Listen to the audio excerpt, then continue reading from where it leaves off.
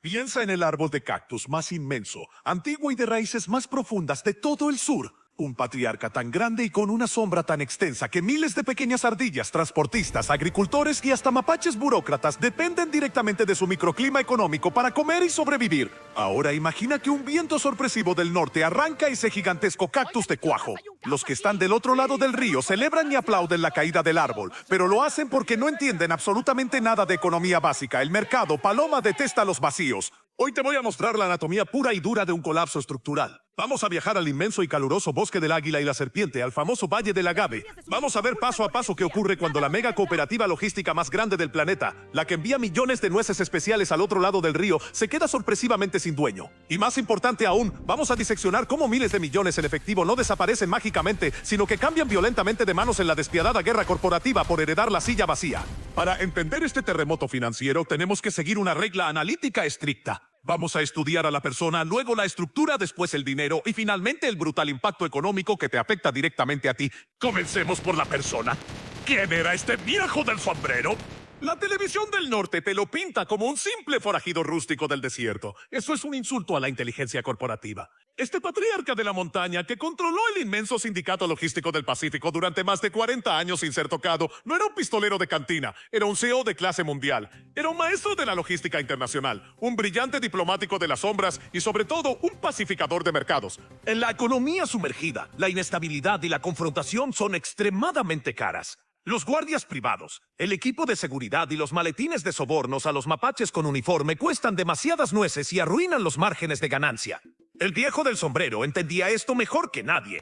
Su poder real no residía en cuántas garras agresivas tenía a su disposición, sino en su cerebro analítico, en su agenda de contactos forjada durante décadas y en su capacidad para ser el Banco Central y la Corte Suprema del Valle del Agave. Si dos subgerentes de la cooperativa se peleaban por ver quién controlaba una ruta de camiones en el desierto, el viejo del sombrero se sentaba en la cabecera de la mesa, dictaba sentencia y todos acataban. Él garantizaba la paz comercial. Y la paz, en cualquier mercado, garantiza el flujo ininterrumpido del dinero hacia arriba. Pero ahora, esa silla central está vacía. Y eso nos lleva al segundo punto vital. La estructura. ¿Cómo funcionaba realmente esta mega cooperativa de exportación? Te sorprenderá saber que no es un ejército vertical con un solo rey que da todas las órdenes. Es exactamente igual a un modelo de franquicias gigantesco. Piénsalo como una corporación multinacional de comida rápida. El sindicato de la montaña está compuesto por decenas de pequeñas y medianas empresas independientes, cada una con su propia contabilidad. Tienes a los agricultores que cultivan los insumos básicos en lo alto de la sierra. Tienes a los ingenieros químicos que procesan las nueces especiales en laboratorios ocultos.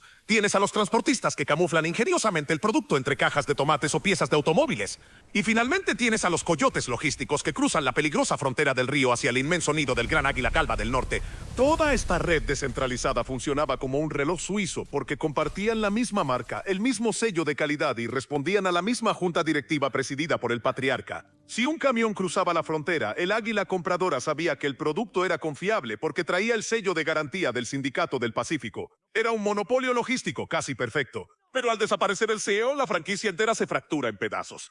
Los gerentes regionales, los hijos ambiciosos, los sobrinos y los antiguos lugartenientes de repente se miran unos a otros con desconfianza. Ninguno tiene la autoridad moral ni el respeto histórico absoluto para sentarse en la silla grande sin ser cuestionado. La junta directiva colapsa y la libre competencia más salvaje y despiadada de la historia económica se desata dentro de su propia corporación. Se llama Hostile Takeover, una adquisición corporativa hostil, pero aquí no usan abogados de traje y corbata, usan flotas enteras de camionetas blindadas. Y aquí es donde la sangre del sistema financiero empieza a hervir. Entramos al tercer punto crítico, el dinero. Escúchame muy bien y grábate esto en la corteza cerebral. El dinero no se evapora, la energía no se destruye. Los noticieros del mundo celebran la caída del viejo, pero en el inmenso nido del gran águila del norte hay millones de consumidores que se despiertan hoy demandando exactamente la misma cantidad monstruosa de nueces especiales que demandaban ayer. El mercado de consumo no se ha reducido ni un solo milímetro. Los ríos de billetes verdes siguen fluyendo hacia el sur a un ritmo vertiginoso. Entonces, ¿qué pasa con todo ese efectivo cuando cae el líder? Se genera un caos absoluto de liquidez y un recálculo de los sobornos. Piensa en los tesoreros de la corporación. Tienen bodegas subterráneas llenas de millones de nueces verdes. Pero su jefe supremo, el único que sabía las contraseñas internacionales, el que mantenía los contactos de los políticos de más alto nivel y el que negociaba con los dueños de los bancos para purificar las ganancias, ha desaparecido. De repente los flujos de pago de toda la cadena se congelan. El agricultor de la montaña no recibe su pago a tiempo. El transportista no cobra su flete y el gran mapache político no recibe su maletín. boletín de mensualidad. Y no creas que esta guerra es solo entre las sucursales rebeldes. Cuando el patriarca desaparece, todos los contratos de protección no escritos con los mapaches burócratas del Estado se anulan automáticamente. Ahora, las distintas facciones tienen que superar la oferta del otro para comprar a la policía del bosque. Si la facción A le pagaba 100 nueces a un comisario mapache, la facción B llega y le ofrece 300. Esto desata una inflación brutal en el costo de la corrupción, haciendo que el sistema estatal se pudra aún más rápido desde adentro. Al romperse la cadena de pagos y subir los costos de soborno, las distintas facciones que compiten por el trono necesitan algo desesperadamente: liquidez inmediata. Necesitan dinero rápido, constante y sonante para financiar su inmensa guerra interna. Tienen que pagarle el triple a sus guardias de seguridad privados para que no se cambien al bando rival al día siguiente. Tienen que comprar equipos de comunicación encriptados de última generación. La guerra corporativa de las sombras es el deporte de contacto más caro del universo. ¿Y de dónde sacan ese flujo de caja rápido si las rutas principales de exportación hacia el Águila están temporalmente ralentizadas por la incertidumbre o por la hipervigilancia del Estado? Aquí es donde llegamos al cuarto y más devastador punto, el que destroza el país desde los cimientos y el que te afecta directamente a ti: el impacto económico local. Cuando el sindicato logístico se fractura y busca dinero rápido, giran sus fríos ojos hacia la economía legal, hacia las ardillas trabajadoras normales que simplemente tienen su pequeño negocio, su tienda o su cultivo en el bosque del sur. El modelo de negocios muta como un virus. Dejan de ser exclusivamente exportadores internacionales de nueces especiales y se convierten en parásitos extractivos del mercado interno. Empiezan a cobrar un impuesto en la sombra a absolutamente todo lo que se mueve. Es el infame cobro de peaje, la extorsión comercial sistematizada. De repente, el agricultor que planta hermosos aguacates verdes, el que cosecha limones en el occidente del bosque o el transportista que lleva pollos al supermercado se encuentra con una barrera metálica en la carretera de tierra. Una facción armada de la cooperativa fracturada le dice: si quieres que tu camión de aguacates llegue al mercado entero, tienes que pagarme 10 nueces por cada kilo. Es mi territorio administrativo ahora. ¿Y qué pasa? La economía básica entra en acción. El agricultor tiene que subirle el precio de origen al aguacate para no quebrar. El transportista le sube el precio al flete para cubrir el riesgo. Cuando ese aguacate finalmente llega al supermercado iluminado de la ciudad capital, tú, la ardilla común que trabaja honestamente de 8 a 5 en una oficina, vas a comprarlo y ves que el precio en la etiqueta se ha triplicado. Eso es inflación pura, dura e invisible, generada exclusivamente por el vacío de poder en el inframundo.